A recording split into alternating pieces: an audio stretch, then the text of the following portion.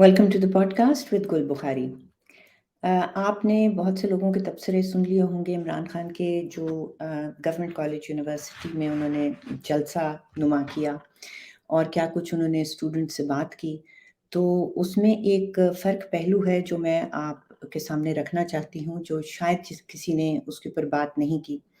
एक बात जो हुई है वो ये हुई है कि यंग माइंड्स को पॉइज़न किया जा रहा है, उनको ब्रेन वॉश किया जा रहा है। ज़ाहिर है यूनिवर्सिटी की रवायत नहीं रही कि वो वहाँ पे एक्चुअली सियासी तरबियत करें बच्चों की, मुख्तलिफ़ लीडर्स को बुलाएँ, मुख्तलिफ़ गवर्नमेंट ऑफ़िशियल्स को बुलाएँ। ये एक ख़ालिस्तन एक पार्टी के एजेंडा को फ़र्दर करने के लिए और यंग माइंड्स को इन्फ्लुएंस करने के लिए, बल्कि पॉइज़न करने के लिए किया गया। अब ये तबसरा तो आपके सामने सबके सामने से आ चुका है और गलत बात है।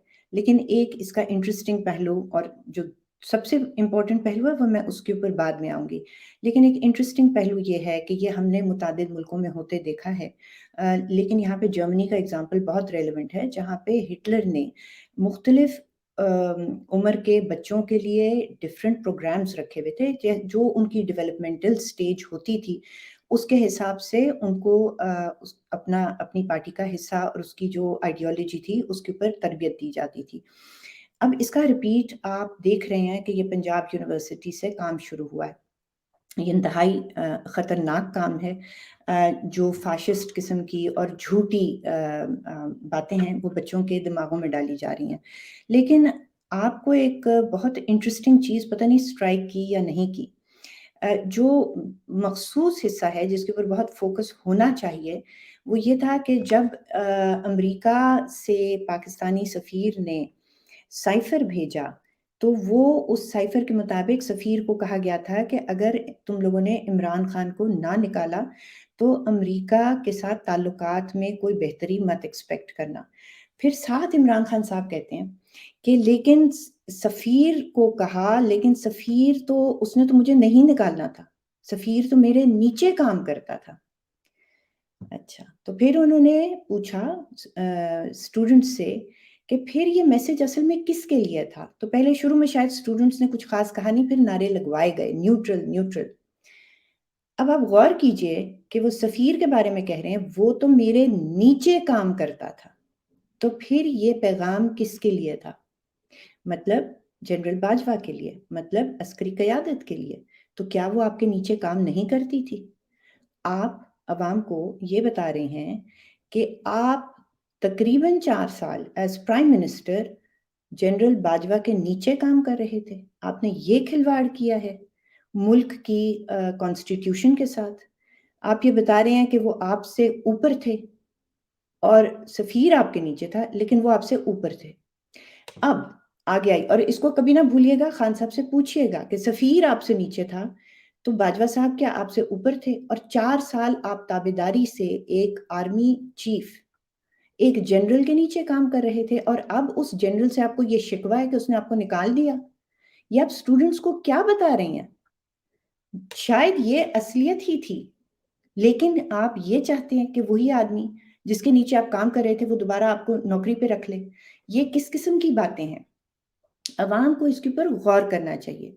और शिकायत क्या है? शिकायत ये है कि जब मेरे खिलाफ नो कॉन्फिडेंस आ रहा था, तो जनरल बाजवा को चाहिए था कि वो उस नो कॉन्फिडेंस को रोकते। जनरल बाजवा का ये काम है। आप ये चाहते हैं कि मिलिट्री इंटरफेयर करती रहे और आपके फ़ेवर में करती रहे।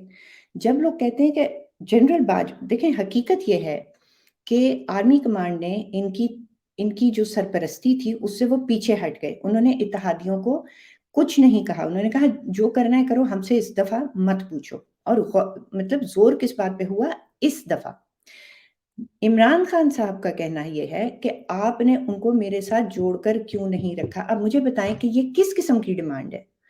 बाय द वे, इस बात की तस्दीक बाजवा साहब खुद भी एक लिहाज से कर चुके हैं। जब उन्होंने रिटायर्ड फ़ौजियों के साथ खिताब किया था, तो उन्होंने उनको अपनी दिफ़ा में ये बताया कि इनके इत्तेहादी भी हम इनके साथ जोड़ कर रखते थे, लेकिन अब हम ये काम मज़ीद करने को नहीं तैयार।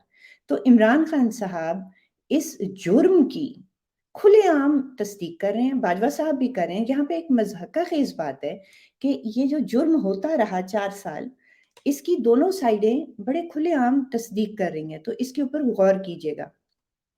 بات یہ ہے کہ خان صاحب کے اگینسٹ ایک اور نکتہ ہے، یہ جلسے کیے چلے جا رہے ہیں، یہ بھڑکے مارے جا رہے ہیں، یہ لوگوں کو اشتعال دلائے چلے جا رہے ہیں، اور ان کو یہ اجازت میسر ہے، مگر کب تک؟ سارے تجزیہ کار اس نتیجے پہ پہنچ چکے ہیں کہ ان کے جو کیسز چل کر اور آخر تک آ گئے ہیں، ان کا کنکلوژن نہیں ہو رہا۔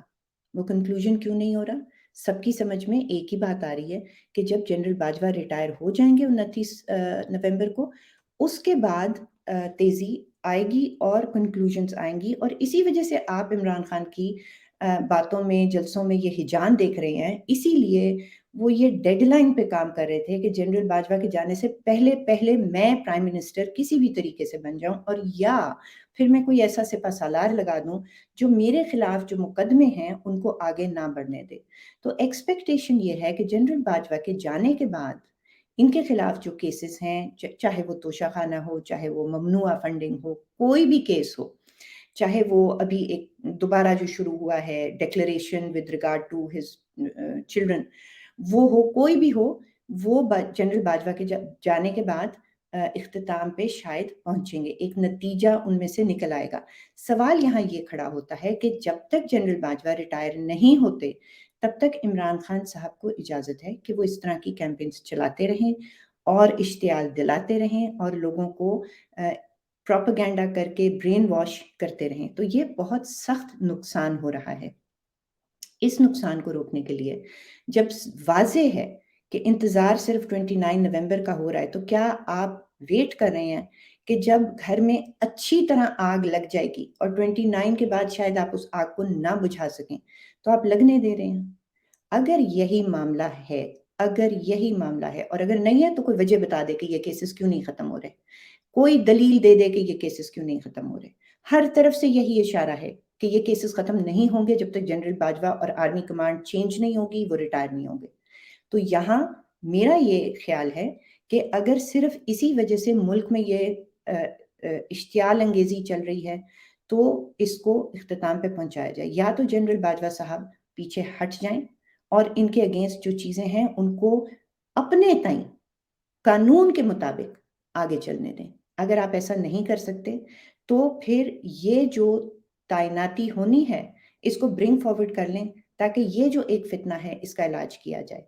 29 نومبر کا انتظار نہ کیا جائے، بہت باعزت طریقے سے اس کو جلدی کر لیں، کیونکہ اگر یہ آپ کا بوجھ ہے اس کو ساری قوم کا بوجھ نہ بنائیں۔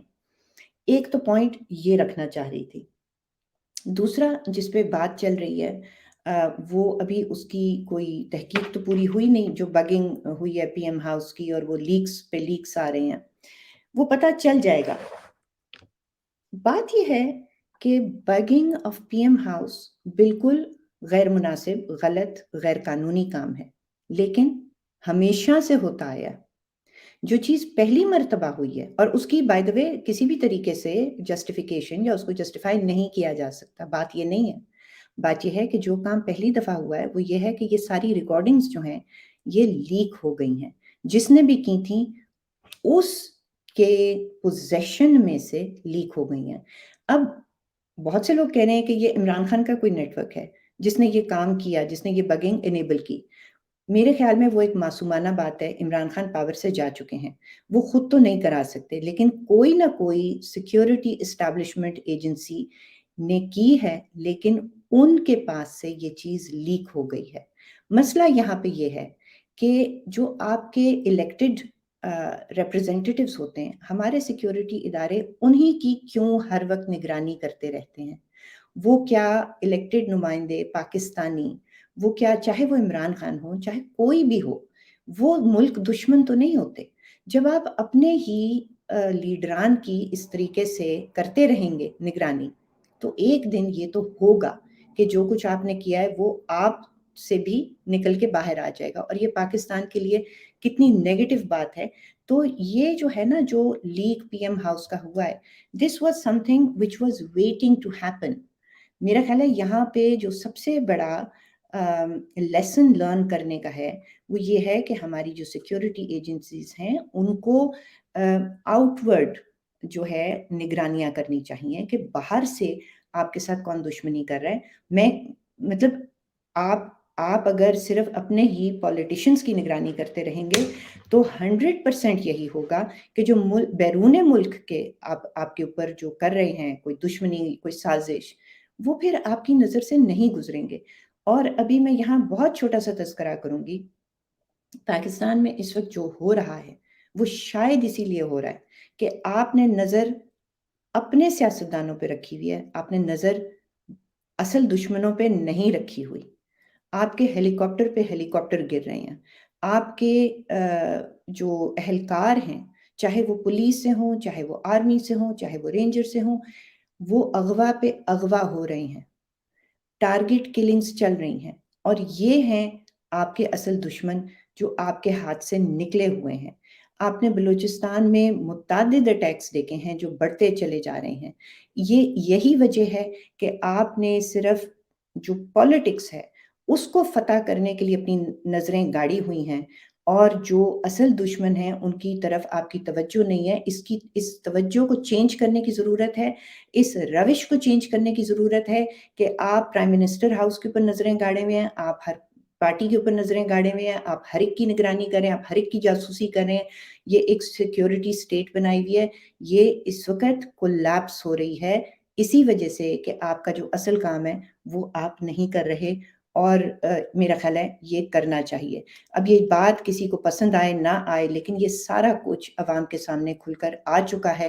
ایک ایک بات جو میں نے کی ہے اس میں کوئی نئی بات نہیں ہے، میں نے کوئی اطلاع نہیں دی، یہ سارا کچھ پتہ ہے، لیکن اس کے اوپر صرف انالیسس ضروری ہے، اس سے سبق سیکھنے کی ضروری ہے. بہت بہت شکریہ اس وقت تک کے لیے. اگلے وی لاگ تک تھینک یو.